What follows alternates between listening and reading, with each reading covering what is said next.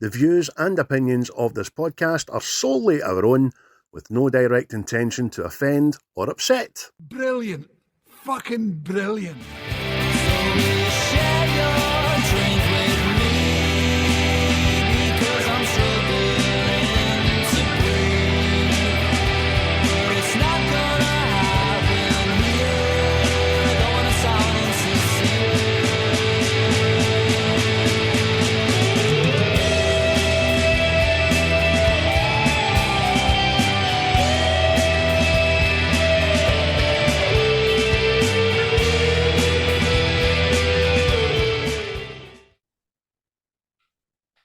Well, hello, one and all. Back to What's the Script with myself, Chris, and Craigie boy. How are you, Craig? Very well, mate. Very well. On this fine Monday morning. Aye, I'm all right. You all right? I'm tickety-boo. Cushy. All good. All green ticks. But but before we carry on this adventure that we're on, mate, just another thanks to Quaint for the music to start the old episode. If you've not listened to them, get them on the Spotify. Check out when their next gig might be. But yeah, by the way, see, I looked on their see on Spotify now how you can see like where bands' events are and all that. Aye. I looked at one of those, mate, and it says they were going to Portland. Portland, USA? Aye. Jesus, man. They fucking boys have cracked it. I don't know if it's true, but it was there at one point. So, but there you go. And again, shouts out to our buddies and the podding landscape there with the Seismic Cinemas, the Diabolical, and Breakfast Club. They're still in our thoughts and our hearts. You're a constant source of inspiration and pride for us. You really are. Just like to say, our Paul went to see Longlegs and found out the hard way that you should maybe listen to people when they say something shite. Oh man, I know. It's so shite that he put it on their TikTok where we bit for the office. This is so bad. You're fucking right. It's so bad. It's the worst. I don't know where these critics come from. I don't know if they buy the fucking votes or something. It's rigged. Whoever says it's a good movie is not a real person. It's bad, man. So bad. I might actually get an ImDb and take it down another point. Thinking about it. Every time I think about it, it gets worse, man. Just this. It's not so happy. Not so happy. But it's miserable. Again, maybe the horror landscape has moved on to what horror was, but it's so poor. Well, I don't want to be part of it. I don't want to be part of the new landscape. I'm not happy with that shite. Exactly. They can fuck off. Oh, speaking about horror, did you see the last instalment of Conjuring 4 is in the works, and it's going to be the last one, apparently, to tie it all up. I've seen that on Variety. Variety released that a couple of days ago. And I was like, ooh, scary biscuits, that. Scary biscuits. Well, I should be all right there. But bring it up in a nice wee package there. So, but again, everybody, thanks for listening and sharing and liking and telling your buddies and telling your enemies and writing their names in places that they shouldn't be wrote and all that, you know, tattoos and we like the pictures of the tattoos you keep sending us. Who's doing that? Me, when I'm drunk, sending them to myself. All right. All right. But just a wee thanks to everybody for listening and still tuning in and all that. But before we get into this week's film, episode 3, Craig, what have you been watching? Oh, not a lot this week, no compared to fucking last week anyway, I'll tell you. I'm up to date with House of the Dragon Series 2. Absolutely smashing. 2 to go. I think it's all going to kick off for these last 2. It's set up nicely because I think the last episode was a wee bit of a builder, wasn't it? The one after the dragon fight, that's a wee bit of builder. I'm not liking that eye patch motherfucker. He's like Joffrey too, that cunt. He's got plans and schemes, and doesn't like his wee brother that's like a tappy lasagna, that wee boy. So I watched that, up to date with that. I finished The Boys, absolutely smashing. Can't wait for series 5. Just I did end to watch it. Film wise, I watched all the Jurassic Worlds with the boys the other day, and we thoroughly enjoyed them. Even the last one that gets a fucking bad rap, Dominion, in it. Still made over £1 billion, and it's one of the ones that gets a wee bit better every time you watch it as well. And obviously, like yourself, I visited Yone's Cinema on opening day, and I'm booked back in for tonight actually for Deadpool and Wolverine, and it was fucking amazing, absolutely amazing. It was a 10 out of 10. Aye. I echo exactly what you says. I went into that film kind of paranoid, thinking, "Oh no, is this going to be like fucking no as bad as let's see the Wolverine origin?" But I was like, "Is it going to be like that?" But it wasn't. Got everything you wanted for it. Plus, no spoilers, but see cameos and fucking wee nods to comics and the bygone era and all that, mate. It was fucking smashing. Amazing. Fully geeked out. Oh, it's a geek fest. It was made for the loyal comic buying, Funko collecting, fucking t-shirt wearing, take a bag to the cinema on your own crew. You know what I mean? It's for all of us. I mean, even in our items, I'll put a wee spoiler alert before we air this episode, because there's some things I need to say about it, and hopefully by that time people have seen it. There's even things that are just coming to mind now, like Tiny Deadpool, right? Yeah. He jumps off that stool. It was funny and it was hilarious. And then now I've looked a wee bit more into it, and I've read that was a direct dig at the original Deadpool, who was meant to be a tiny wee cunt in the comics, and the fact that everybody lost their shit when Hugh Jackman got the role back in 2000 to say, "Oh, he's too big. He can't be Deadpool. Deadpool's not that size." So I learned something new about that. I thought that was fucking hilarious. You know what I mean? Aye, because usually it's called a wee runt and all that. Know what I mean? Seeing the comics and shit. So it's good, man. It was ticked all the boxes. The cameos weren't just fan service. Every one of them served a purpose in the story, which is all you want. It's not like what Disney have been doing with Star Wars and just fling fucking a bit of Luke Skywalker in there, fling Darth Vader in there, and all that. Oh, you cunts a wee cheer up, and just Disney. It's fucking. Well, like I said to you, mate, when I was in the pictures at Parkhead Cineworld, it could be shutting soon. Oh no, it is. It is. I've seen the press release, unfortunately. But when all the cameos come out, a guy clapped. You know what I mean? I don't know if it felt ridiculous because it went like, see the clap, like yeah. But it was like, I mean, I fucking get that feeling, mate. I'm not doing it, but I'm not doing it. There was a guy right in front of me, just to my left, and I swear to God, when he first came in, I thought it was you.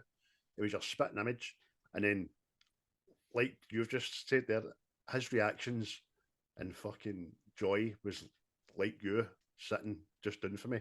It was in your mould, and he was fucking delighted about everything, and so was I. No, I clapped it. I think it was Blade, when Blade came out.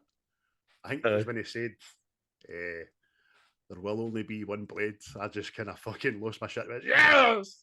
The wee guy sitting next to us like, "You're fucking right there." Revels everywhere. Fucking brilliant, man. But aye, good, man.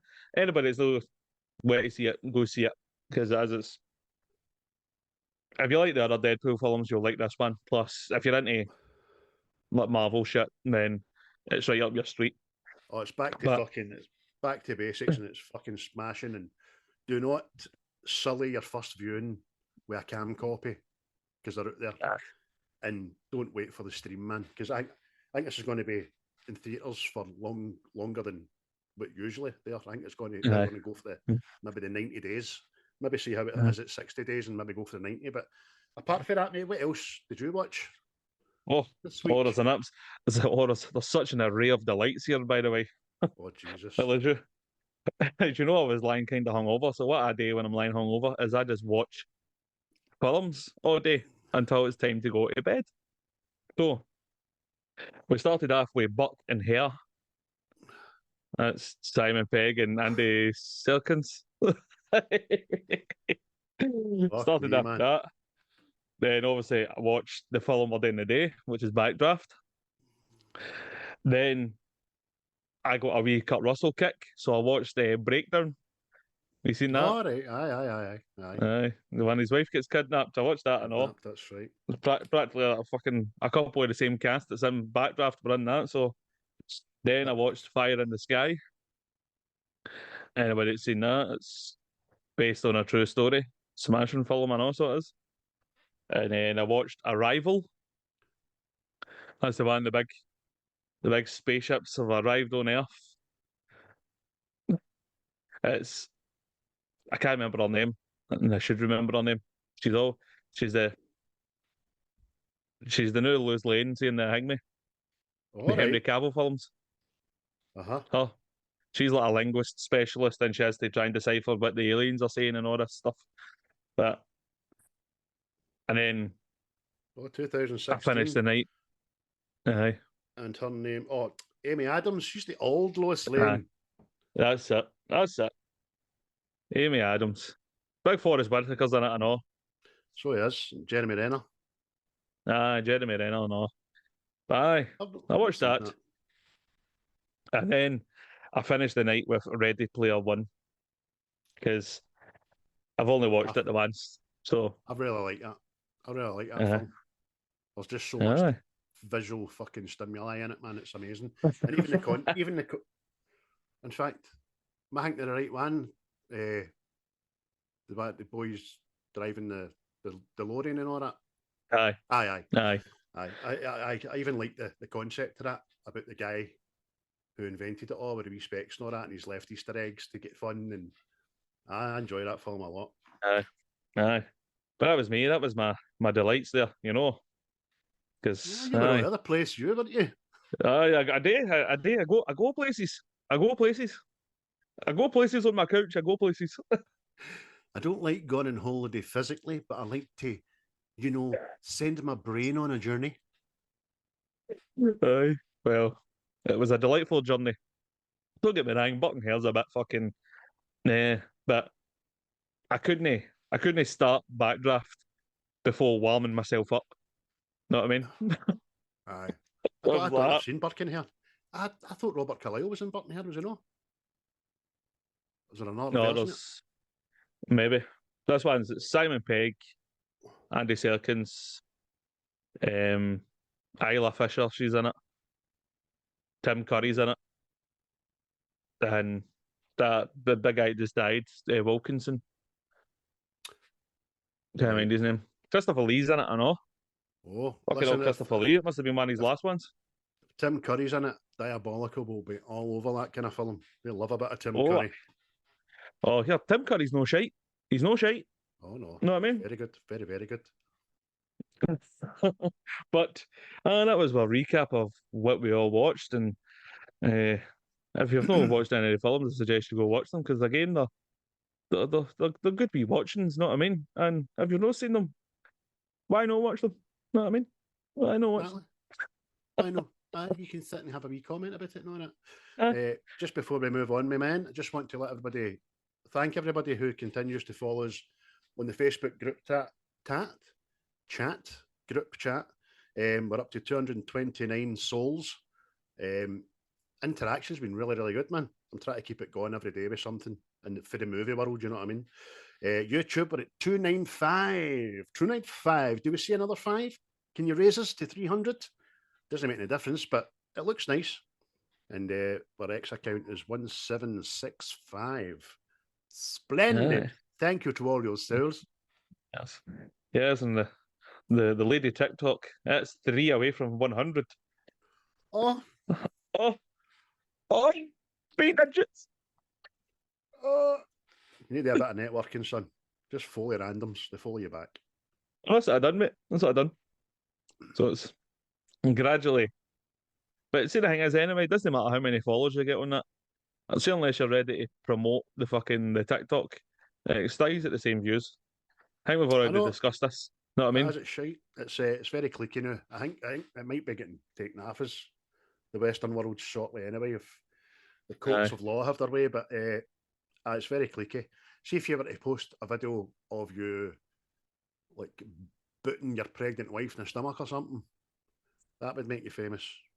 But when you've got nice, funny things or nice, family-friendly content, nah, you can't. Every cunt wants a drama, man. You know what I mean? Aye. Oh, everybody likes that drama. And by the way, I've not got a pregnant wife. All right, so don't come at me. It was just a euphemism, maybe a bad one. But anyway, speaking of dramas, it was your choice this. Well, it was my choice this week from your list. So Yes. I ended up with, was it 1991? Backdraft. Tell us, Craig. What else happened in 1991? Well, I tell you what, 1991 was quite the year. From Glasgow's point of view, it was just the year after we were the city of culture for Europe. It doesn't count because that was the year before. Movie-wise, in 1991, we were going to see such classics as Sleeping with the Enemy, JFK, Cape Fear, The Last Boy Scout, one of my fucking favourite films, by the way, might be on a list. Thelma and Louise, My Own Private Idaho, My Girl, Fried Green Tomatoes, that's one for the women, Robin Hood, Prince of Thieves, and Buzz in the Hood, motherfucker. Oh, I like Boys in the Hood. It's a smashing film, that. Aye, they're all smashing films, actually. Aye. Cape Fear's fucking smashing. JFK. Oh, aye. I don't think I've made it through JFK in a wanny, to be honest with you, but it's an absolute classic. The Aye. events of the world were quite striking, though. I mean, the world was in turmoil in 1991, no more so than the Gulf, where President Bush Sr. decided to declare war on Iraq because young Saddam and his fucking mischievous moustache was fucking raping the oil after the Iranians there. The moustache of me. The moustache of me. Mischievous moustache. And in 1991, we also saw the release of the Super Nintendo game console, which was great. I remember dogging school many a day in Christopher Lee's house and playing the Super Nintendo, deciding who was making the coffee after I gave a Mario Kart and all that. Loser gets a coffee. What else happened about 2G cellular network was launched. It fucking amazed me because I never knew or thought India had a fucking cellular phone there. Yeah. And the World Wide Web came to life. So the first kind of email was sent in 1991. And then politically, socially, I saw, you didn't, you weren't born. We saw the collapse of the Soviet Union, the powerhouse of communism that was the USSR, get split up into all your own factions and wee countries like Georgia and Estonia and all that pish, you know what I mean? Ukraine, fuck. Aye. And lastly, music. I know I'm making this going a bit, aren't I? Music-wise, it was a big year for the KLF, who I fucking really enjoy, by the way. We had 3 AM Eternal, and another cracking song we had, I Want to Sex You Up by Colour Me Bad. Losing My Religion by REM. It Ain't Over Till It's Over by Lenny Kravitz. My personal favourite, and also the theme tune of Terminator 2, You Could Be Mine by Guns N' Roses. And the single of the year, outselling all, and actually had to be told to get taken off the chart list by the writer and singer, Everything I Do by Bryan Adams. Because that coincided with Robin Hood, Prince of Thieves, which was a big fucking deal back in 1991. It really was. And that was the year that was. Well, tell you, mate, 1991 wasn't bad. It wasn't bad. You know what I mean? Communism breaking up. fucking Robin Hood. It's just, you just don't get it anymore. Simple No, things. it's a great time to be alive. You know what I mean? That was great. I don't know where I was or what I was doing in 1981, but I can guarantee I was wearing a Scotland shell suit. So Italian 90 Scotland shell suit, which I bought and never had off my fucking back. Aye. That's what I've been doing. I was germinating inside my mother around that time, you know, because I was born in the 92. You were that lucky tadpole. You broke away for your trillion brothers and sisters. Little did we know.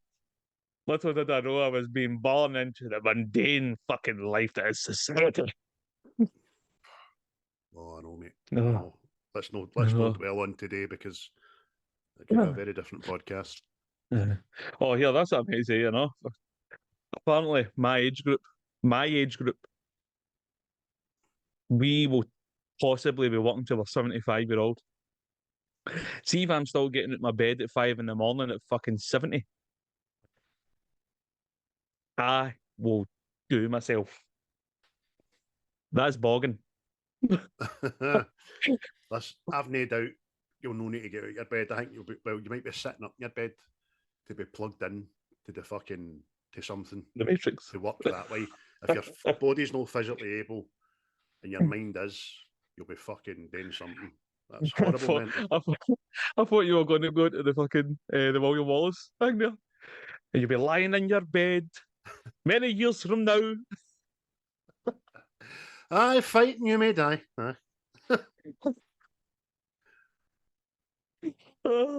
Fucking superb. Me and my bowl of salt. But anyway, we are back on the topic here. 1991's Backdraft. Starring Kurt Russell, William Baldwin, who we'll go into, Robert DeNiro, Donald Sutherland, R.I.P., Jennifer Jason Leigh, Scott Glenn. I like Scott Glenn. Rebecca De Morey. I don't, but Jason Gedrick and G.T. Walsh, who is always a bastard for some reason. Aye. He's a bastard's bastard. Aye. Yes, a bastard. It's a great cast, mate.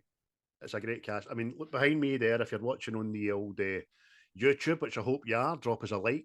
Hit that like button. Why not subscribe? Cost you nothing. If you look behind me, you will see the three main dudes. In my opinion, we have absolute prime Kurt Russell. Scott Glenn, I think, is a great actor. Everything I see him in, he's smashing. And then we have, oh, fuck, man. We have William Baldwin, who we will get on to later. I just want to give homage now to prime Kurt Russell. This Kurt Russell, as I said during the text last night, is the closest I think I've ever came to fancying a man. He's rugged, he's ready, he's fearless, his fucking eyes are beautiful, his haircut's smashing, and he's built like a wee brick shithouse. Could rescue me out of fucking burning building any day of the week. Obviously, once I lose the weight, because I might fucking cripple him if he puts me on his shoulder. Oh, mate, so you said that last night. I nearly pushed the bed, man. Look at him. Oh, that wee face. That wee face. Oh, what a boy. But we'll get to them. We'll get to the cast later on. The film is directed by none other than Mr. Ron Howard. Richie who Cunningham. does no bad at that directing stuff, know what I mean? Does no bad. He's turned his hand at a couple of movies there. He's a good chap. He rescued what could have been a dumpster fire solo as well, didn't he? No, he did. He did that. Half directed that. Yeah, it's half directed it. The money's side of things, as we usually do tell you, and according to the sources at the interweb that came into life in 1991, by the way, the initial budget for the film was apparently $40 million, and it brought in a nice wee chunk of change, $152 million. Cha-ching. So, exactly. Cha-ching. Back in 1991, that's the equivalent today of £5 billion. There you go. £5 billion it made for a Aye, budget. oh, just think of all the Nintendos you could have got back then with that. You see, Oh, you could have. Oh no, it doesn't bear thinking about. You could have bought Nintendo for that and had change. I mean, 40 million a budget back in '91's a fucking hefty whack, by the way. But I know where it went. aye. Or as they used to say in the old Soviet Union before it broke up, 40 millions rubles. We take this and not give you back. But tell us, mate. Give us a wee rundown of the plot. Oh, I'd love to. I'd love to give you a rundown of the plot. Loves to. Oh, this is what I wait for every week. Two firefighters of Engine 17 of the Chicago Fire Department are brothers. That's nice. Lieutenant Stephen Bull McCaffrey, the elder, is experienced while Brian has laboured in his brother's shadow. Brian returns to firefighting after several other career falters, although Stephen has doubts that Brian is fit to be a firefighter. And that's a very small synopsis of what the film's about, because I will tell you all about it as we go on. There's a lot going on in this fucking film. I didn't realise it was over 2 hours long until I sat and watched it again the other night. It's never felt like that until you're actually noting it, you know what I mean? Then you can see. But there's another couple of things there I want to mention. I've been quite big on the cinematography for things the last couple of episodes, and this one's no different. Michael Salomon, doff my cap to you, sir. Hans Zimmer done the music in this film as well, which I wasn't aware of. Hans Zimmer does the music to everything. Doesn't he? Go and check his wiki. Anybody that doesn't know, go and check Hans Zimmer's Wikipedia, and you're like that. Fuck's sake. I think he's responsible for the music and the elevators of the world, to cunt. And the score for this film was a song called The Show Goes On by Bruce Hornsby. Check it out. It's a wee montage in the film when it kicks in and all that, and Brian puts a fire hose up to his face because it looks fucking smashed in slow motion. When in actual fact, if you put a fucking fire hose to your face, it would blow your face off. I don't know what. Going to say that. I was going to say that. But, I mean, also getting it's just no. They use fire hoses to put down rioting mobs peacefully. Know what I mean? And he's here. Looks magic. Do you know it was nominated as well for 3 Oscars? Sadly, didn't get any. I was that angry about that I didn't even look to see who did get them, but they never got them. They were nominated, and I can see why, for Best Visual Effects, Best Sound Effects, and Best Sound overall. So, always a bridesmaid, you know. Aye. The nominations are definitely well deserved in that aspect, because I think it must have been groundbreaking stuff to do what they done with the fire in this film. It was, and there is very little. There's about 5% that is CGI.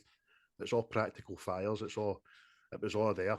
They had to put stuff out and run through flames, and it was fucking really well done. And even looking at it the other night for the first time in a good few years, so I've watched it, looking for, does that look all right, fake, blah, blah, blah. And I thought it stood up really good for a 33-year-old film.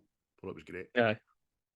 Aye, definitely, mate. It's because even in this film, see the way they talk about the fire. They make it like the fire's a creature. Know what I mean? Feel like a monster that's coming to get you and all that. And it's fucking like some of the scenes I know where it's like obviously fire like retracts and ends up the wall, inside the walls, know what I mean, of this building and all that shit. And it's fucking definitely well done. But Bill, Ronald, and Shadow, they all make the fire sentient, like a sentient being.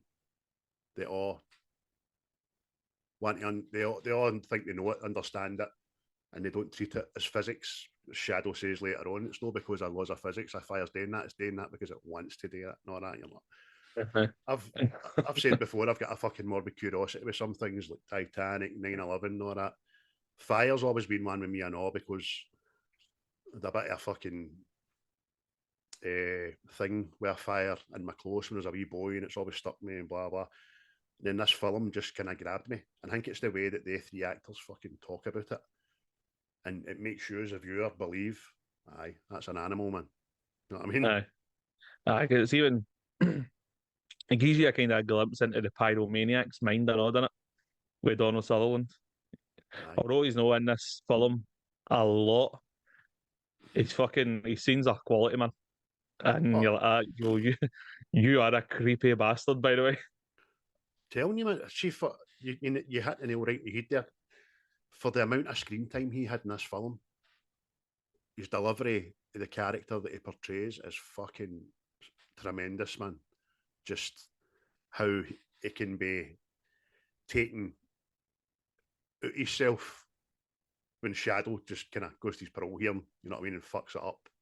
I mean, Aye. everything, the parole's ready to let him out and all that. He's rehabilitated, and all Shadow has to do is go down and show him a fucking burnt doll.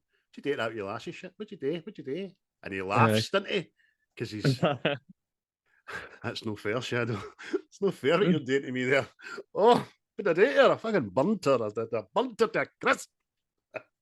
And just takes him out himself because he knows his love for a, as you say, pyromaniac. It's amazing. It's amazing. Aye. Aye, because even the way he describes it, I know. Even as the scene later on when he's talking to Baldwin's character, Brian. and he's just like, did the fire look at you? You know what I mean? And you're going, what the fuck are you talking? Did they look at you? And you see him like that. Oh, it did. And you're like that. Check where his hands are. Are they accounted for? Is he playing with himself? I think they would have if they could fucking get the cuffs off. He refers to the fire as my animal. You know what I mean? Did my animal. And then when he's talking about who's setting these backdraft fires, he went, whoever's doing this doesn't love my animal. You know what I mean? They don't treat it with respect. They don't want it to burn. They don't enjoy what they're doing. Fucking you did, but didn't you? You fucking you had a right angry wank at a couple of fires, you kid. Aye, mate. Aye, but like what did they say? See when he's on screen, mate, his character is proper fucking creepy and makes you think, oh, here you are, fucking, I don't like you. You know what I mean? It did. They scared me when I was younger. In 1991, I was 12, 13, and it did. They frightened me because it just did. It just shows the power of a good actor. Very little screen time, such a big delivery. Even when Shadow and Brian walk in the door, he's sitting in the corridor and he goes, Shadow, Shadow, hello, Shadow. You're like, who's this? Who's this guy?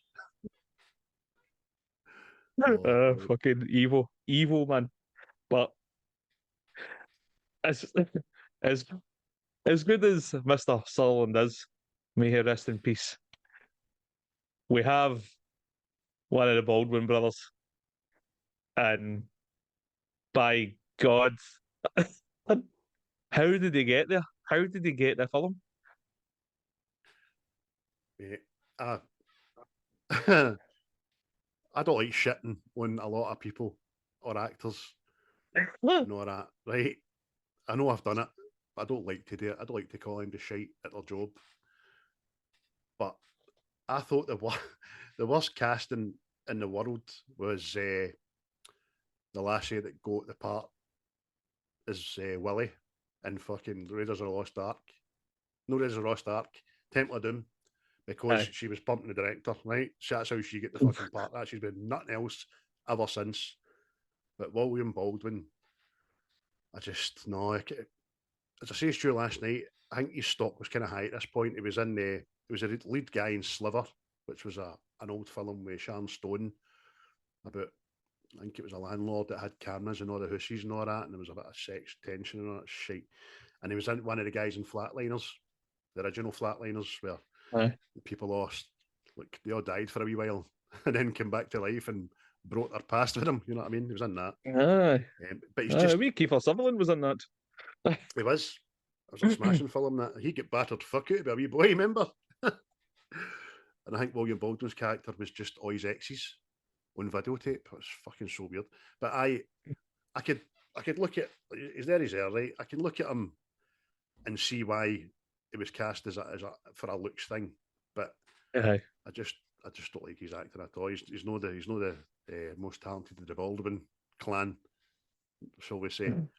There's a bit in this, I told you, no long after the start, and he goes up to Stephen's house and he walks across the grass and your eyes are instantly drawn to his foot thongs. Aye. What the fuck are you wearing, mate? For Mate. anybody that doesn't know what I'm talking about, it's the flip-flops with the wee bit that goes between your big toe and all your other toes. It's like a foot thong. And I hate your guts, man. You've not got a chance with me. I don't care how good a guy you're.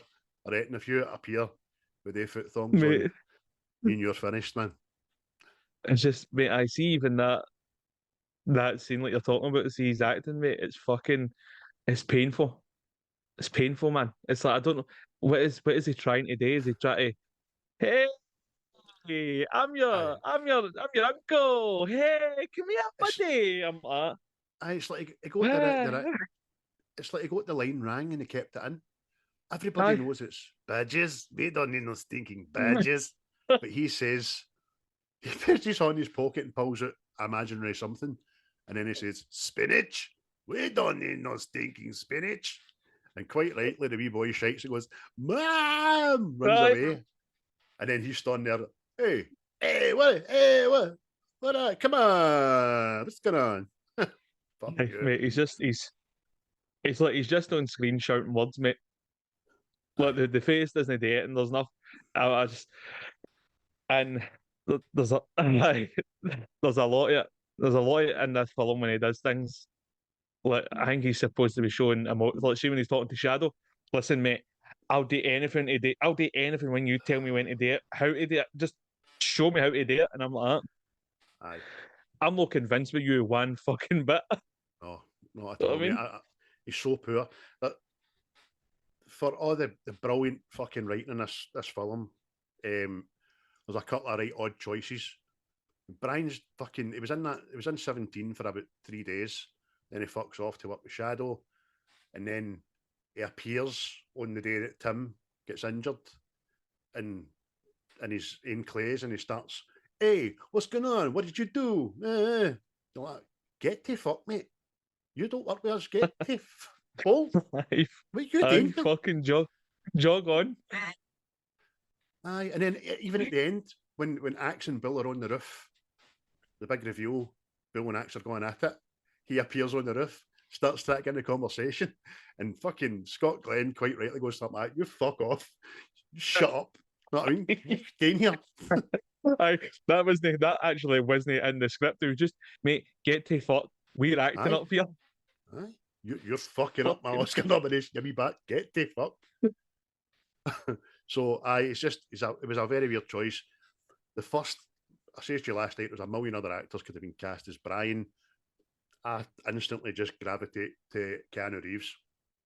I don't know why. Aye.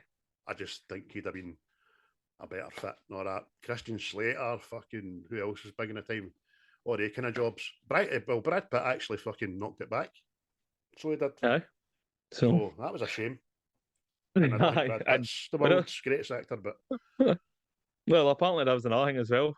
Kurt Russell only heard about the part because Tom Cruise told him about it. Because Tom Cruise was trying to get Kurt Russell into, is it Days of Thunder with him or something? I was like, that's right, aye. Even we, Tom would have been fucking better in there. It's amazing. MD here's anything after Tom Cruise because you must have to be some runner to keep up with the bastard. He just runs everywhere. Oh, mate, I seen a stunt for the next fucking Mission Impossible film, mate. Fucking that guy's got a death wish, man. He's got a death wish. Fucking finger clamping an upside down plane hanging out it. Aye, while a helicopter's underneath him. Aye, I think you're right. If he does go out, leave this mortal coil, I think he wants to go out in a puddle somewhere. Aye, it's fucking.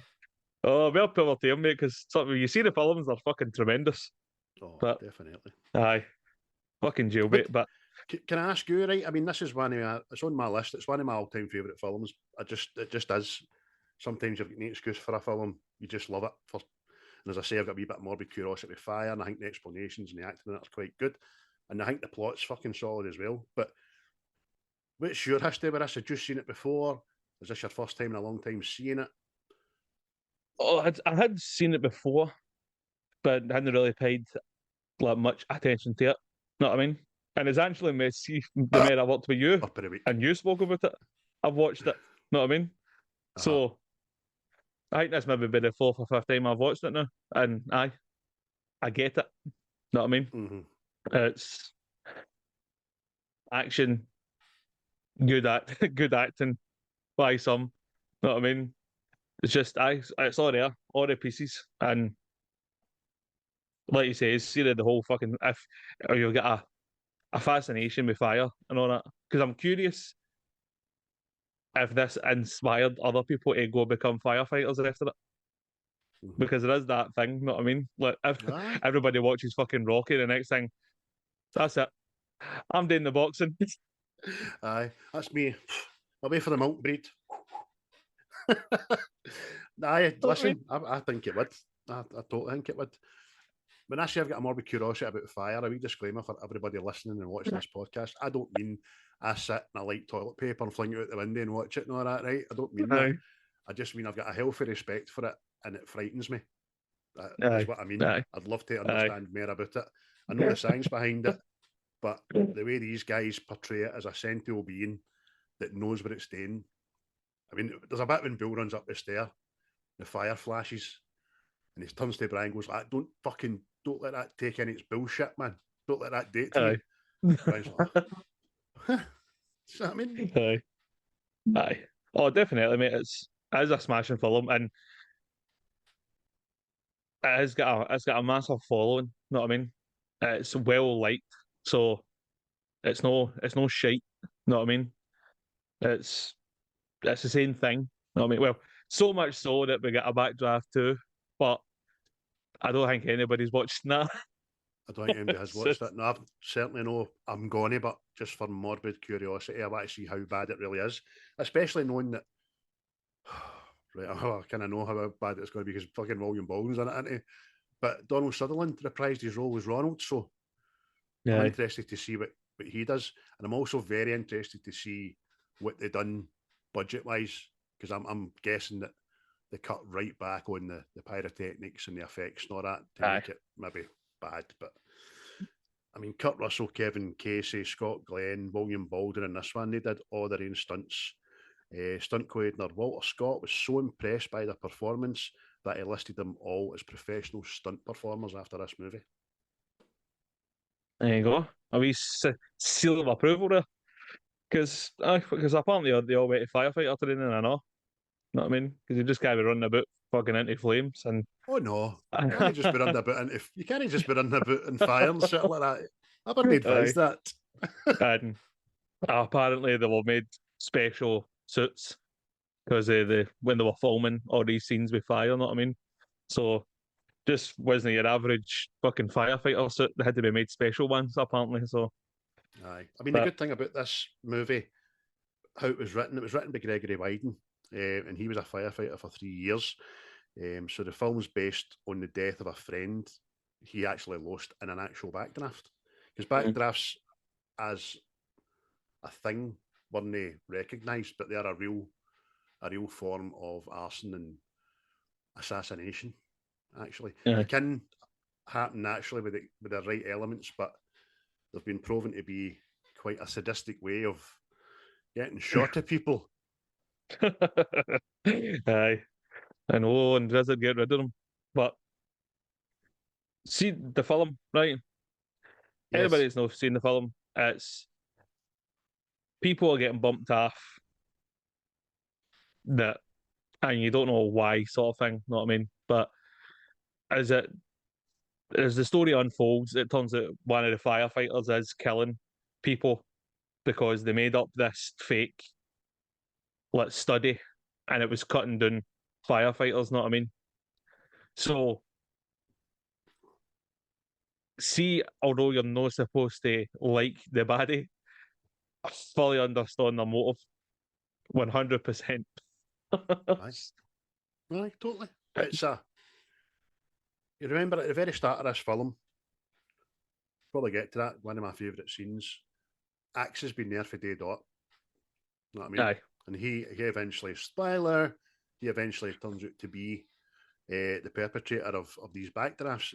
And as Chris said there, these guys that he's murdering are the guys that are all profiteering off of firefighters losing their life because of deployed cutbacks and all that shit. So, aye, it's revenge. Aye. And it's understandable revenge. Because I've no doubt that some of the firefighters lost over the years are probably ones he's worked with, and he's just obviously sick to death of seeing good men walk into situations undermanned and under-equipped, you know what I mean? Aye. But that's it. You see different instances in this when they're fighting fires. And that is noticeable. There's no backup coming. You know what I mean? So it's again, it's the bastards. It's the bastards in the suits and the ties. No, we fucking trusted. But the motive for doing away with these cunts with fire, I'm fully behind. And it's the fires are that complex that they don't actually spread. Know what I mean? So it's like a boom and it puts itself out again. So that's it. He's no interest, as Ronald says, he doesn't love his animal. He's no interest in watching the world burn. Aye. He just wants to do away with a fucker and turn off the fucking light. You know what I mean? That's it. Nobody else has to get hurt. It's only these bastards that are pushing the pens, and it's successful to a point. As we'll go ahead and find out. But it's a great. I think the plot, the story is great. The other good thing about it is I was very aware of the fact that I fell for the two red herrings in the film. One was that it was Alderman who was instructing the person to start the fires. Turns out it wasn't, and it was Stephen that was doing it. You know what I mean? And then I was like, hook, line, sinker, motherfucker. Back in the day. Oh, no, the boy. No, the boy. Nah, not the boy. Aye. Who's your brother, Brian? You are Stephen. I guess you're right, mate. It does. It leads you down this garden path, shall we say? You go, oh yeah, but and then because what I said to you the other night, Kurt Russell's character, his life is just a totally fucking tragic. Know what I mean? You're like, you feel for the cunt. Know what I mean? Fucking Dad's deed. He's doing his best in his job, and they can't trust him. Don't understand what the wife's fucking game is. Know what I mean? She's hanging about with Jackson at the fireman's ball. Know what I mean? Like, fucking. Know what I mean? And then when it boils down to it, his mate is the guy that's fucking causing these fires. Know what I mean? You're just going. This... And you wonder why I like his character so much. You have fucking a lot in common. So we have but he's living on an old boat, living on his dad's boat in a fucking yard. Know what I mean? You're like that. Aye. I wish I had an old boat. So I do, in a yard. My brother could visit with his fucking foot thongs and that, and I could just sit in my beer huff steam and go, what do you want? Yeah, you're right, mate. But he's a flawed hero, man. All he's got is his job and his work. But it becomes apparent that along with everything else that's fucking kind of fell apart in his life, his team are now starting to distrust him because he's so maverick. He's so this isn't going to beat me. The fire's not going to get me. He says that a couple of times in the film. Yeah. But he's starting to make a couple of rash decisions, and the team know it, don't they, man? Aye, because it's what I say is it's kind of like pushing you to like, Steve is the pyromancer. Know what I mean? Just because it's like I'm going to be the guy to get these fires out. Know what I mean? So you're like, is he lighting them himself to seem the hero? Know what I mean? Plus the whole arguing with GT Walsh's character. By the way, see GT Walsh. What the fuck did he do in life? Just went, no, what? I'll be the baddie. I'll be the baddie. Aye. Not only will I be the baddie, I'll be a baddie senator, or I'll be a baddie politician of some sort. Any other baddie's a bad baddie for me. I want to be in power, and I want to be a baddie. You know what I mean? He's a cunt, isn't he? He's a very unlikable guy. Which is testament to his acting, I suppose, and the roles he plays. He's probably a lovely gentleman if he's still with us. He's fucking superb, man. But see, what was interesting on this film, right? Now, I always ripped the cunt, see, when it came to fires. How the fuck do you investigate a fire? But see, showing you deNiro's character, Shadow, and he's going through what places after they've been burnt out and finding out how they do things and all that. Well, that was interesting. Aye. Shining a wee light on it. Aye, very. Kirking, see the way I say that? Yes, very. You know, I can curse her. No, it is, but and I think along with that, the whole film's a bit of an education. But when the guys are fighting the fires, the 17 veterans are instructing the probies, which is Brian and Tim, on how to do things and why they're doing it. And that's fucking educating you as a viewer as well to why they do these things and blah, blah, blah. So it's great. But deNiro, again, he's got more screen time than Donald Sutherland, but in the grander scheme of the film, he's not got a lot of screen time either, but he's a pivotal fucking part in this movie. And the way he describes that, the first thing you see is he takes a sauce bottle, I call it, full of gasoline, out his bag, and you're like, why are you carrying about petrol? Do you know what I mean? And he sprays it up, and then he drops his fag to light it, to instruct and show Brian about it. And Brian's kind of, well, Brian's fucking William Baldwin, so I would imagine he's trying to look interested, but he's just Aye. like that. Aye. And he says, Again, to man, understand the fire, first you've got to really love it a little bit. You're like, oh. Aye. Well, you're being all mystical and sexy there, deNiro. I like that. Aye. But you're right, mate. I mean, he looks about and he just says this is the point of origin. So he's followed backwards to the point of origin, obviously, which is the socket, and then he's taking scrapings and finding chemicals and accelerants, and it must be a right interesting mode of employment. I'll tell you that. Aye.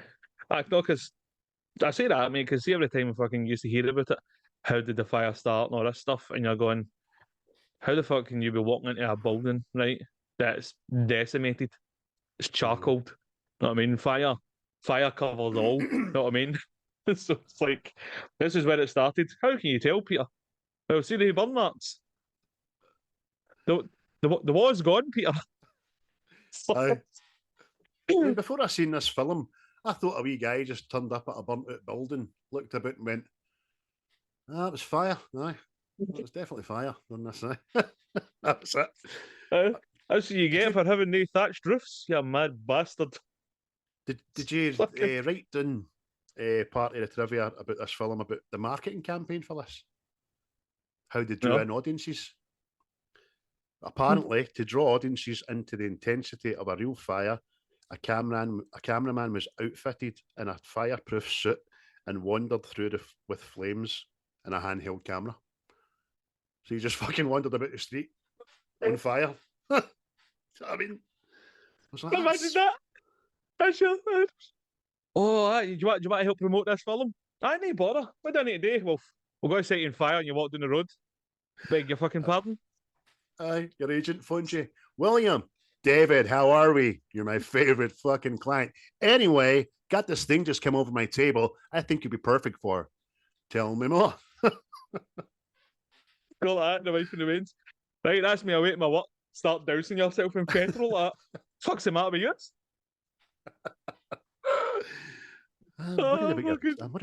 What is about your dad, Stephen? It's mental. Many of the extras in the film as well, they were actually real firefighters of the Chicago Fire Department.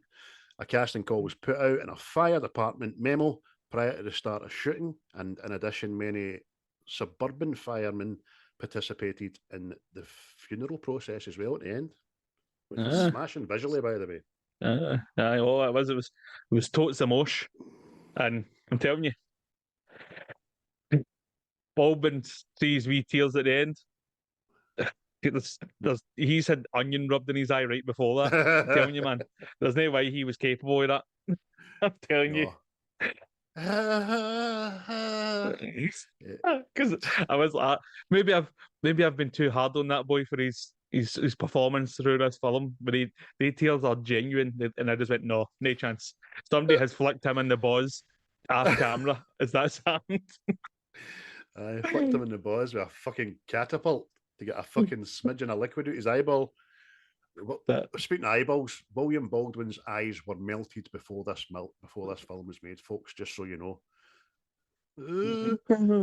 Whoever heard even of a sad clown?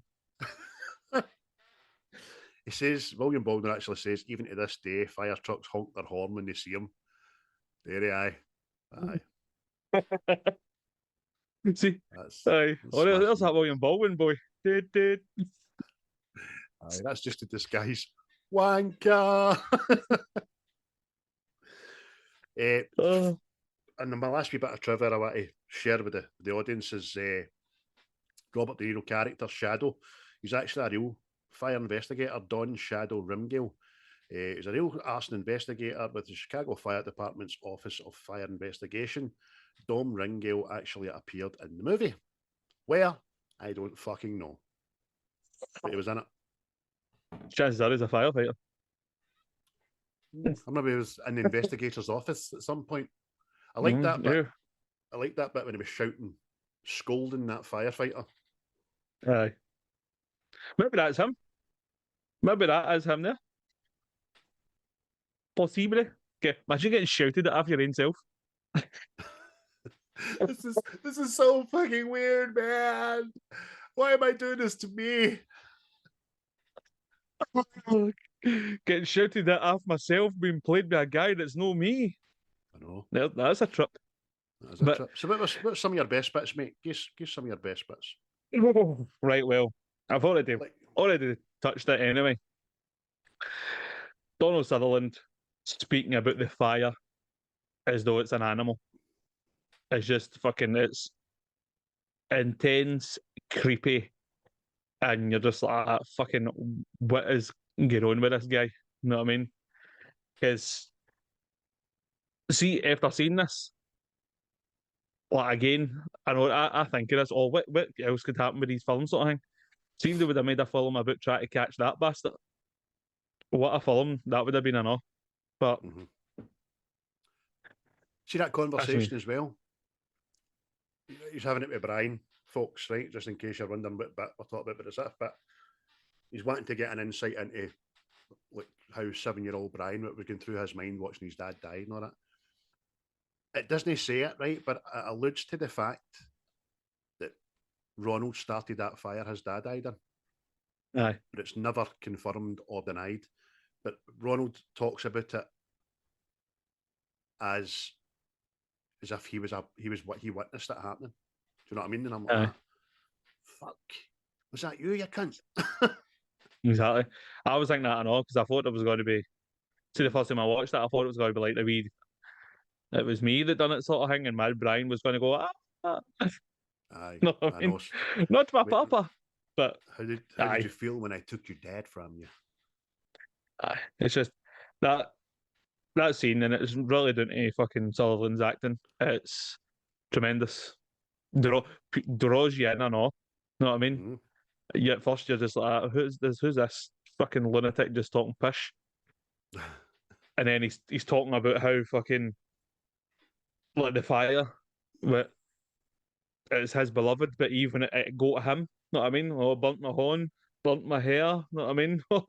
Was it fucking like cheeky bastard? You know what I mean? Right. Like even when he says that, he describes it as if, but I took my eye off my animal for just a split second, and my animal turned on me.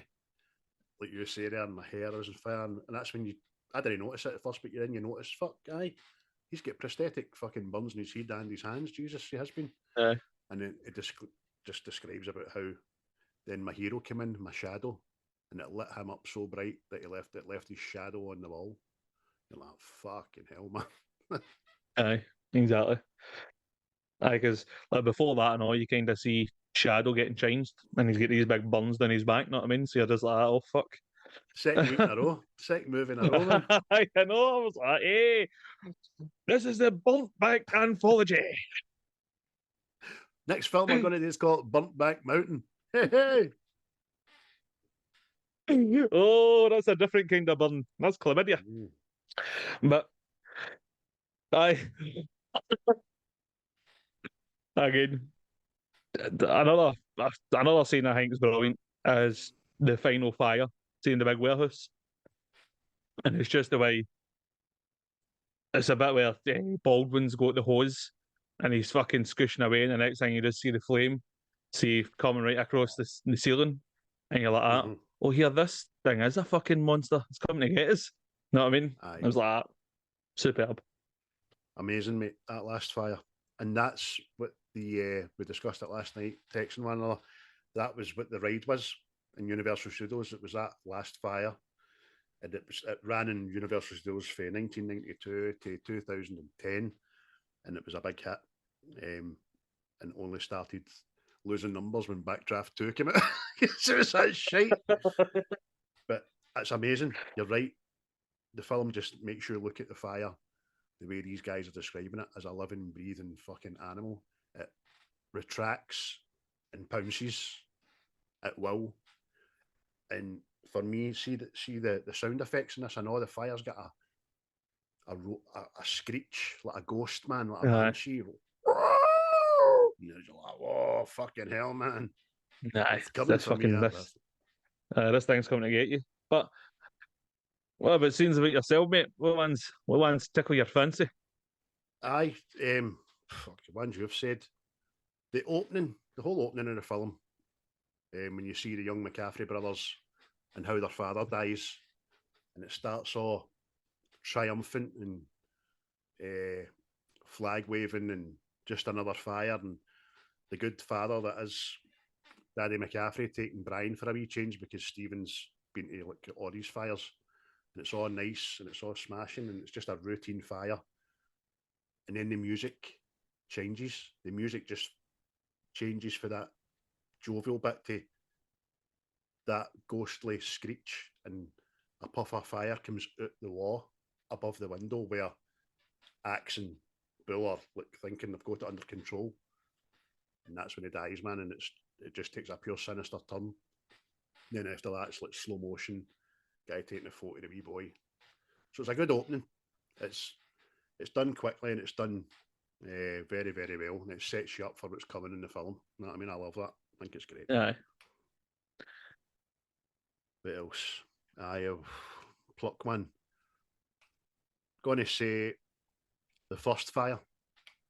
The first fire they go to again is a warehouse, and it's full of action, full of pyrotechnics, full of sound effects, and it's Brian and Tim's first fire with the 17. So you're getting a lot of instruction, a lot of why it's happening, what they're doing, and you're watching Bull at work. You're watching Kurt Russell talk about the fire, like watching it, saying it's in the walls and all that. And you're like, fucking, how's he know this stuff? Then he rescues somebody, and then Brian thinks he's fucking rescued somebody, rescues a mannequin, and it's after that fire, Stephen jumps down the boxes towards Alderman, and you then understand what the fuck's going on. Hey, Alderman, how you doing, buddy? Fucking, you missed it. You missed the belter. Know what I mean? We're in there, we're fighting it, we've just got it, we're just about to lose the whole damn fucking company, but we can't get 33 because you fucking shut that down, didn't you? But that's all right. You know what I mean? That's great. What you like? Aye. That's when it starts planting that wee seed, isn't it? That maybe the Kurt Russell character's the fucking the bad man. But see what's good about this film and all? I don't know. Maybe you go to it, but it's like a sense of brotherhood with all the firefighters and all. Correct. Know what I mean? I know you usually get it in like fucking cop films and soldier films and all that, but I think this is maybe the first instance of it in like a firefighter kind of aspect. Know what I mean? Aye, correct. Oh, this is filmed 10 years before 9/11, but it's hard not to gravitate towards 9/11 when you're watching this, because again, I've got a fucking curiosity about it, and it must take balls that I've not got. Do you know what I mean? Or I don't think I've got anyway to run into an unwinnable situation. Do you know what I mean? There must be times that these guys know, I need to get in here. I don't think I'm coming back out. That's what a fucking gift to have. Might be a gift that's fucking no great for your own safety, but putting your life before others just to try and do a bit of good. So got a fucking healthy respect for the firefighters. I really do. It's just the whole, like, obviously after the first fire and all that, everybody's sitting down having something to eat.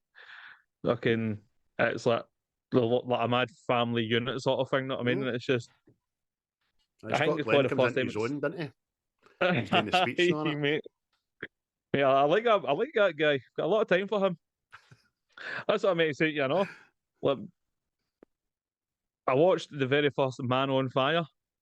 See the one before Denzel Washington? Aye. He was the Man on Fire. Took place in Italy, so it did. Sure be Joe Pesci's in there, I know, somewhere. But... Oh, I've not seen that. Oh, aye. You need to go far back in time there. But, aye. Yeah, he's good. Plus, he can play a mischievous character. Does the boy? You know what I mean? Go, are you bad or are you good? You've just got that nonchalant face and attitude about you.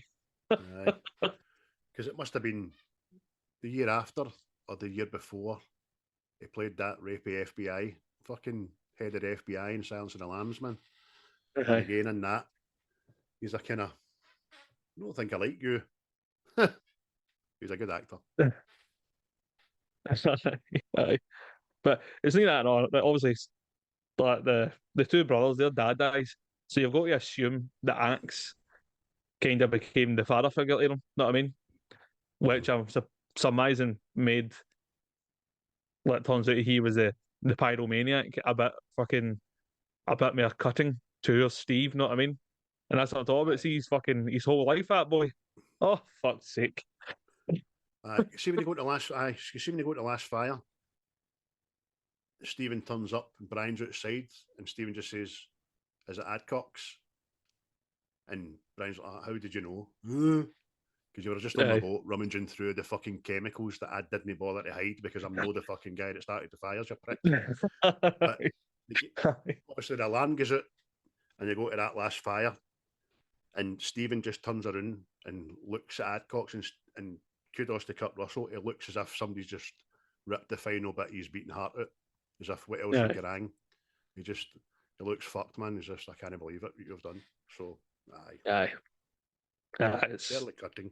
It's good, mate. It's good. Plus, like, the whole brotherhood thing leads me to possibly my favourite line in it.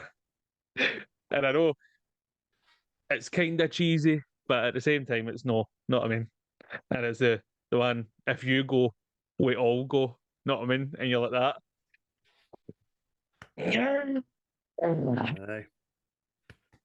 If only Sylvester Stallone said that at the start of Cliffhanger. Oh, I could have ended fucking here's a trauma. With that wee raccoon. Know what I mean? Mate, that breaks my heart worse. The wee raccoon's eyes going, oh! Must have been around fucking heavy raccoon bright enough the way that belt snaps, not it? Oh aye.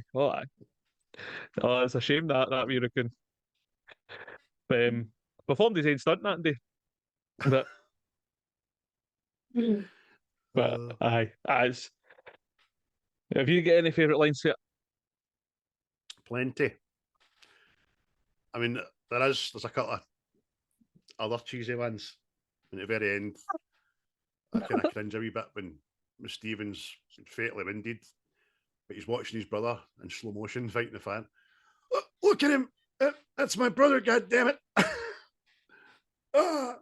Full of pride, dying like fuck, man. All that, get that to fuck. You go, we go, as you said. Firefighter, fuck. Donald, we talked about it. Shadow, when he's describing the fire, he says, "It's a living thing, Brian. It breathes, it eats, and it hates. The only way to beat it is to think like it, to know that this flame will spread that way across the door and up across the ceiling, not because of the physics of flammable liquids, just because it wants to.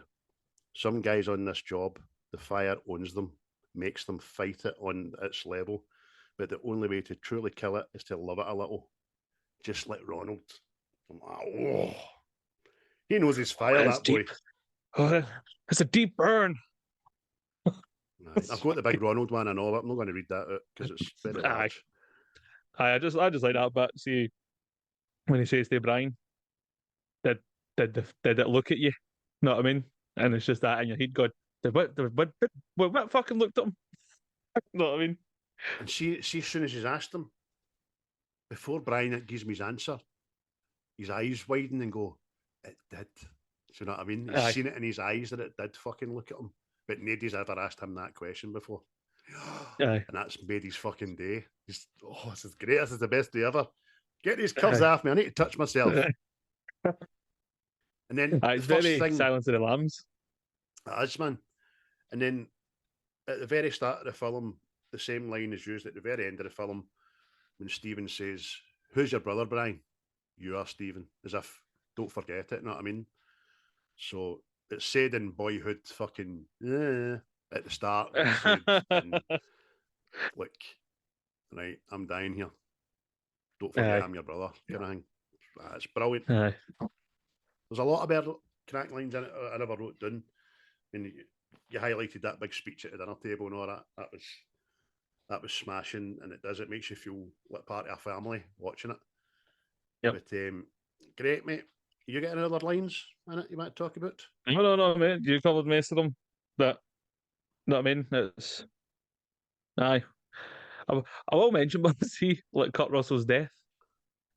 It's fucking horrible because there's blood coming out his eye. And I don't know. That's never a good obviously, sign. I've seen it.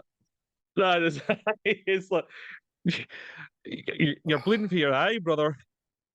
Not a lot of people survive that, you know what I mean?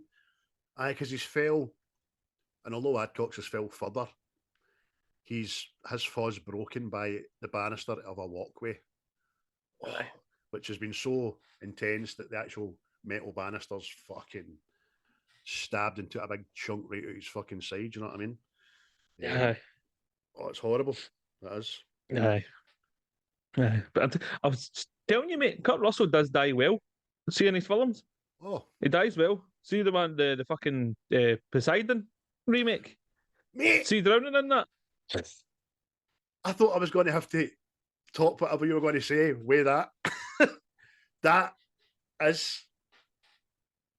Oh, I like that film, right? A lot of people didn't. I like the original as well, but I like the remake. I thought it was pretty good.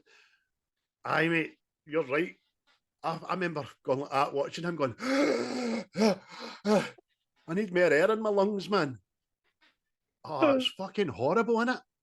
Aye, it's fucking, it's real. What they said, it's real. Aye, I'm fucking so happy but shocked that you said that. I mean, my God, man, you and I, I tell you what, motherfucker. Bye. A couple of mentions before we plod on. I need to mention, I know how annoying Tim's character is. He bugs the fucking life out of me because he's just so fucking delighted to be in the 17 and he's whooping and hollering and banging the shower wall. You know what I mean? You're like, fuck up, you wee dick, right? You know what I mean? Just it does. I see when he's in the shower.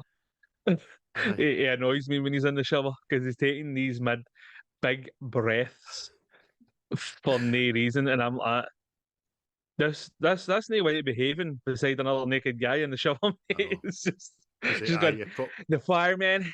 It's so great, man. You know what he said to me? Right when the shit was coming hard. Mate, that's fucking... Mate, why have you got a hard on? And there's another 3 showers to your right there, right? Aye. Off you fuck. Talk about soap on a rope. Aye. Yeah, they could have pulled that fucking Doug into the shower. That Doug was a disgrace. Aye, the fucking the firehound. He needs fucking bathed and shaved and everything. Oh, aye. Oh, He's probably left this mortal coil long ago. You made the point about the plot, right? About how, for the most part, Axe's plan was working well. He was killing who he wanted to kill, and nobody else was getting hurt. So, in keeping the theme with Tim, the wanker, that's when it all changes, doesn't it? aye. That's when I think even Axe kind of changes a bit. You know what I mean? That people are fucking. I'm not doing anything bad here because bad people are getting their due, but then obviously wee Tim gets fucking barbecued. So Aye. I think that's the turning point in it. Because he knows the situation. They've got to the, and again, there's a 9/11 thing that clicked in me. They get off the elevator, and the black guy there, that's part of the team. Aye. He says these high rise gigs give me the creeps. I'm like, ah, fuck's sake, man! Just thought the Twin Towers right away. That's a me thing. But Axe knows by looking about. He says this has been contained somewhere else. This isn't the full. So when Bill says to him, "I'll take the lead," he's like, "No, I'll go. I'll take it." He's like, "No, just do your fucking job." He knows. Fuck, this fire's no done yet. Exactly. And even then, it's like you just think again that part of the film, you're just like that going, "Oh look, fucking Axe doesn't trust Steve." Know what I mean? Doesn't trust him. Little do you know, he's a bastard. He's a bastard. He's been in there lighting fires. Aye, and the unfortunate thing, the horrible thing actually, is in the aftermath. Obviously, Tim's been Freddy Krueger, right? And no half, by the way. That bit with his mask's all smashed, and there's flames inside it and all that. I thought that was fucking. That was well done. Everybody blames fucking Stephen for it. Yep. Know what I mean? Because he was on point them. He did tell him just before it, and Tim didn't he listen? He was told just before it to check the door for heat, which is, I'm fucking saying was a rookie mistake. That was the first thing you would do. Yep. But he comes back, they're all just looking at him and giving him the evils and all that. It's horrible, man. Aye. It's, again, mate, it's back to the old fucking feeling sorry for the Steve character. But Tim won't be missed. He'll not be missed.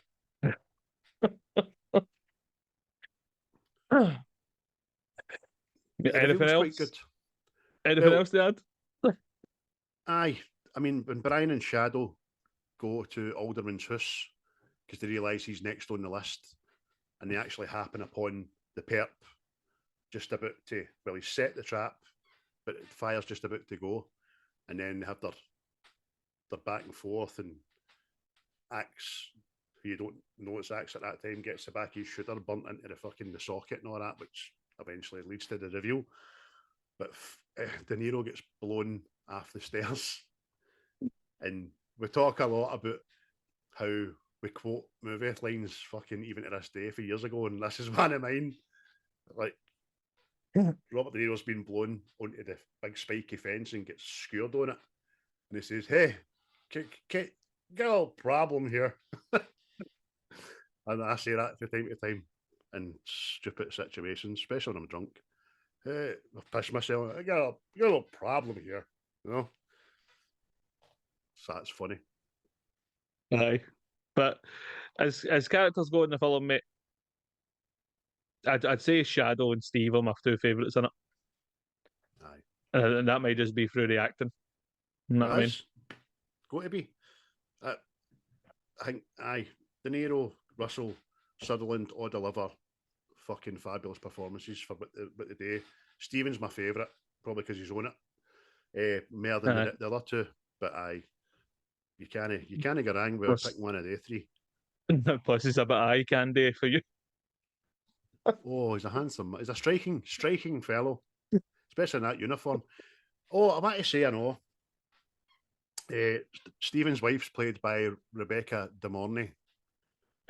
who is another actress who I think's a really, really good actress, but she gives me the fucking heebie-jeebies.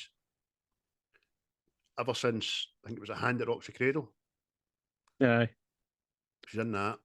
And then there's another film, and I'm sure it's her. And I can't think, I might get the name wrong of this film, but it's about a woman that has 4 sons. I think they're called, is it called Mama's Boys? They're not her sons, but she's kidnapped them at a young age and raised them as her sons, and they go and do bad things at her, like, beck and call on her behalf. Aye. Do you know, have you seen it?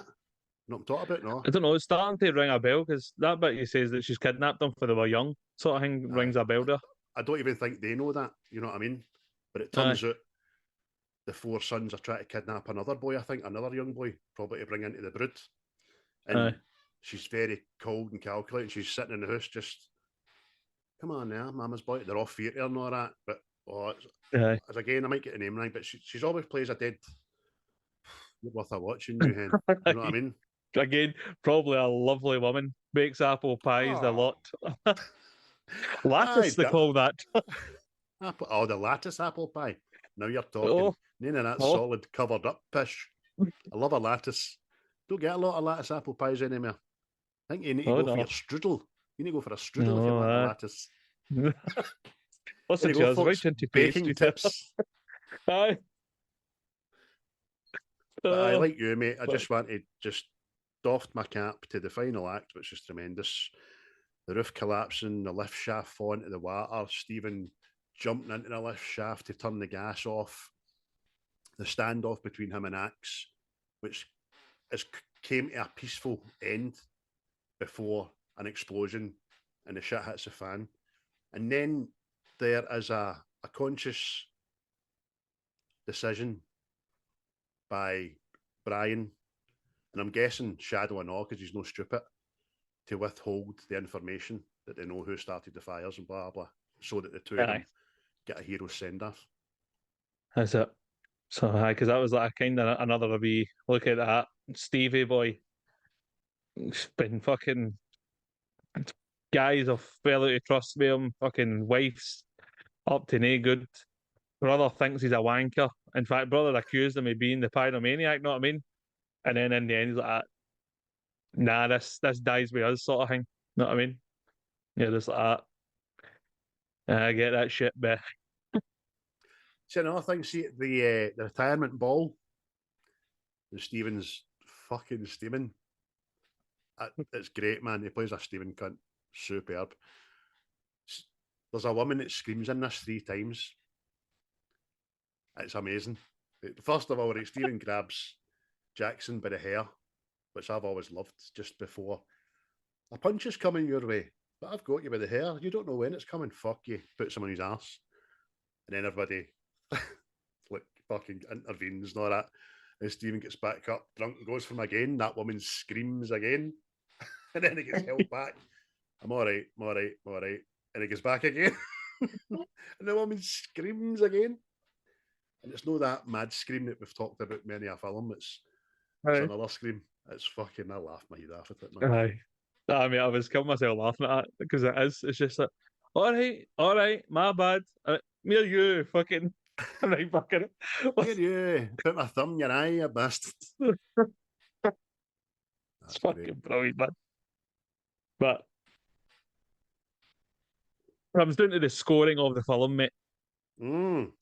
What are you getting out of 10? It's an 8 out of 10 for me. So it is. Oh.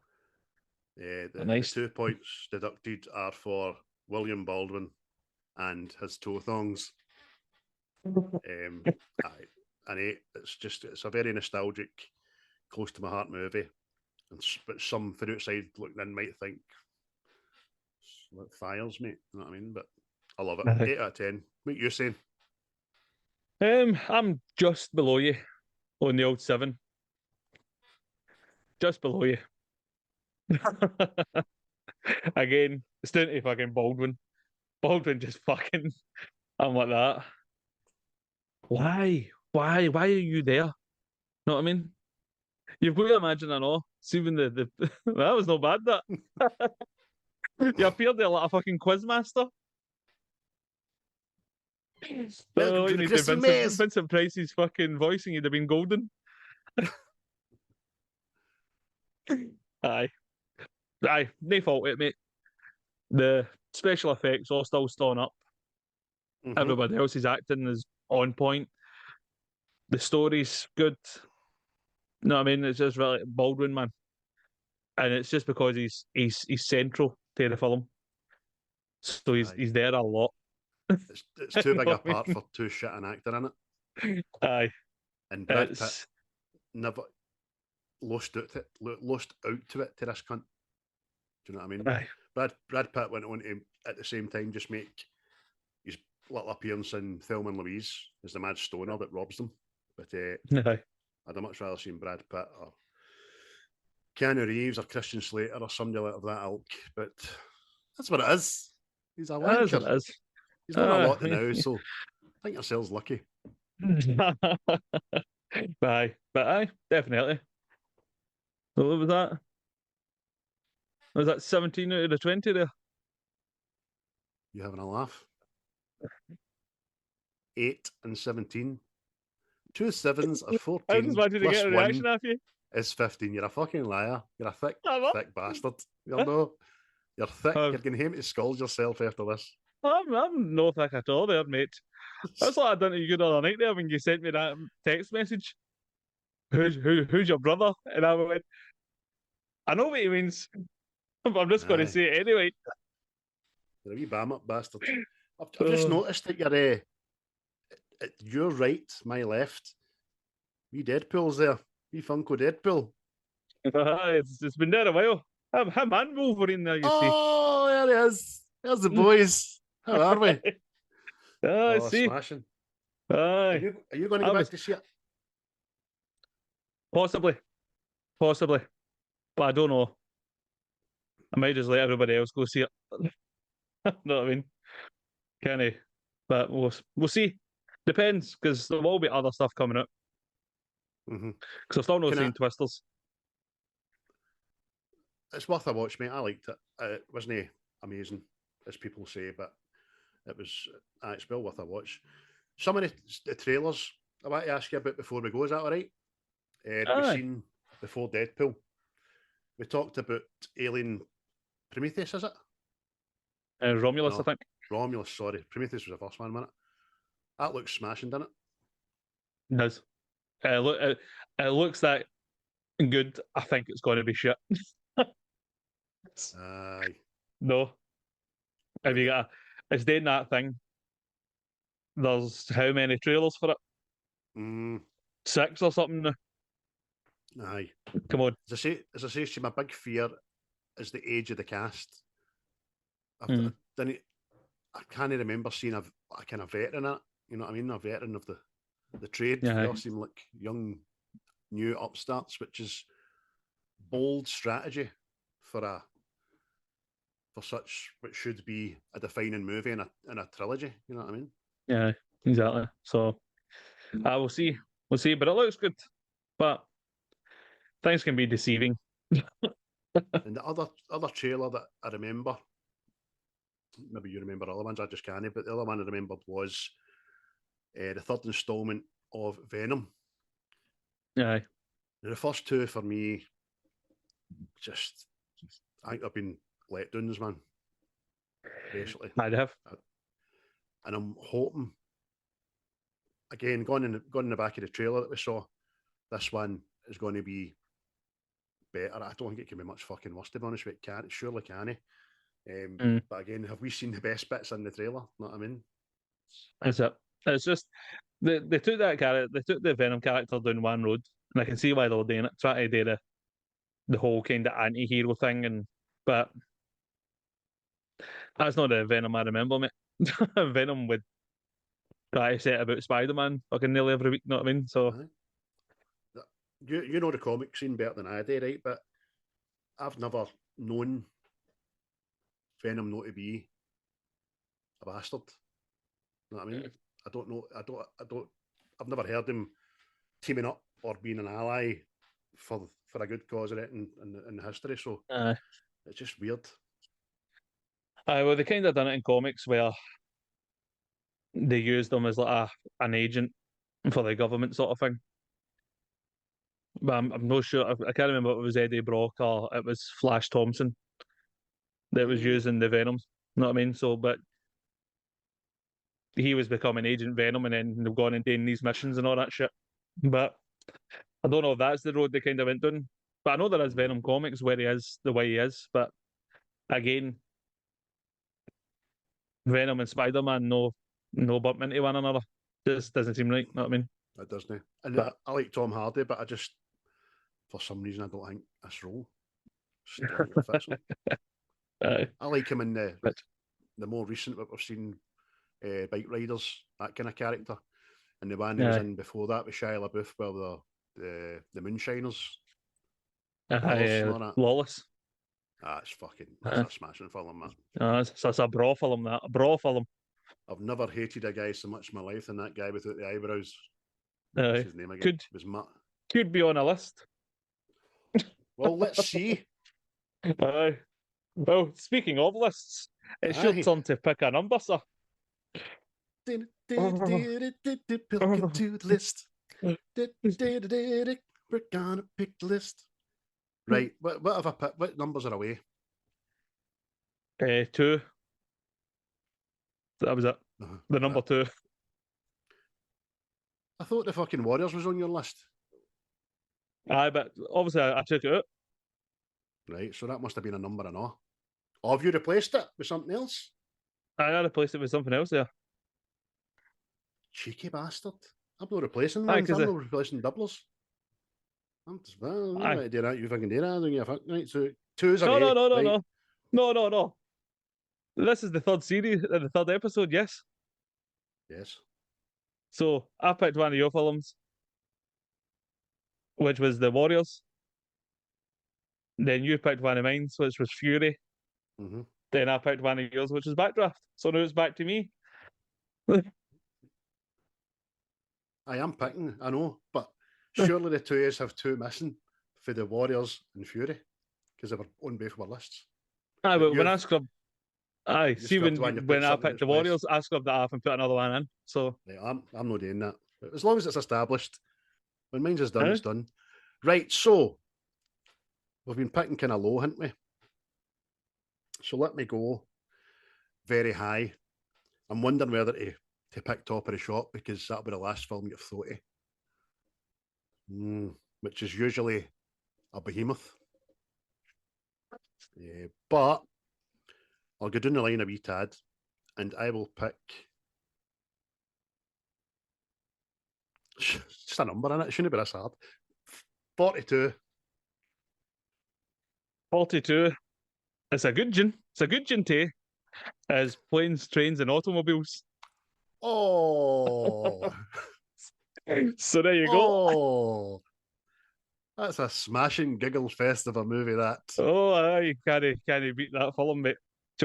Prime John Candy and Mr. Stevie there. So fantastic. Yeah. Still don't know how that motor drove after what happened to it. Oh, that's a fun favourite. It's a fun favourite of mine, that. Aye, I'll need to write that down because it's not a doubler for me, so I'll need to, because I'll forget that with my shit I've got happening this week. Planes, trains, yada yada yada. So there you go, folks. That's what we will be doing next time around. As we record this, it's Monday, the 29th, isn't it? And this will be out on Friday, which I can't think about date Friday is anyway. But it will be out on Friday at about 7 a.m. in the morning. And we hope you join us, and hope you like it, and hope you subscribe, and we hope you comment, and let us know what you think on it. But aye. It was nice speaking in your ear holes again. Always is. Always is. And remember, Backdraft got a 17 out of 20. Hey! Who's your math teacher, Brian?